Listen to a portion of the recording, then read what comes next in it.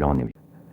Avec la vivacité et la grâce qui lui étaient naturelles quand elle était loin des regards des hommes, Madame de Rênal sortait par la porte-fenêtre du salon qui donnait sur le jardin quand elle aperçut près de la porte d'entrée la figure d'un jeune paysan, presque encore enfant, extrêmement pâle et qui venait de pleurer. Il était en chemise bien blanche et avait sous le bras une veste fort propre de ratine violette. Le teint de ce petit paysan était si blanc, ses yeux si doux, que l'esprit un peu romanesque de Madame de Rênal eut d'abord l'idée que ce pouvait être une jeune fille déguisée qui venait demander quelque grâce à monsieur le maire. Elle eut pitié de cette pauvre créature arrêtée à la porte d'entrée et qui évidemment n'osait pas lever la main jusqu'à la sonnette. Madame de Rênal s'approcha, distraite un instant de l'amer chagrin que lui donnait l'arrivée du précepteur. Julien, tourné vers la porte, ne la voyait pas s'avancer.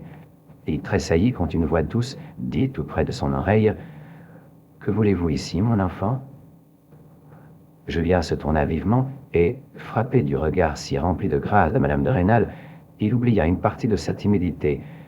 Bientôt, étonné de sa beauté, il oublia tout, même ce qu'il venait faire. Madame de Rênal avait répété sa question. « Je viens pour être précepteur, madame, » lui dit-il enfin, tout honte de ses larmes qu'il essuyait de son mieux. Madame de Rênal resta interdite. Ils étaient fort près l'un de l'autre à se regarder.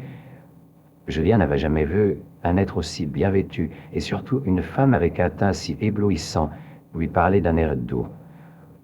Madame de Rênal regardait les grosses larmes qui s'étaient arrêtées sur les joues si pâles d'abord, et maintenant si roses, de ce jeune paysan. Bientôt elle se mit à rire, avec toute la gaieté folle d'une jeune fille. Elle se moquait d'elle-même et ne pouvait se figurer tout son bonheur. Quoi ? C'était là ce précepteur qu'elle s'était figuré comme un prêtre sale et mal vêtu, qui viendrait gronder et fouetter ses enfants.